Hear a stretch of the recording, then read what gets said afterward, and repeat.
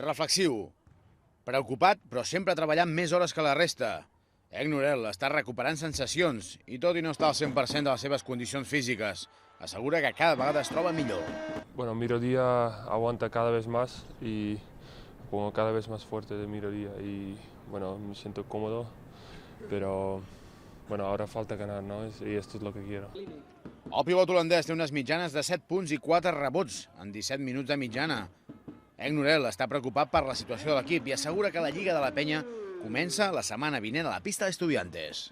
Tenemos que aprender de los fallos que hemos hecho las últimas semanas y bueno, no tenemos que perder la cabeza, ahora tenemos la oportunidad de descansar una semana.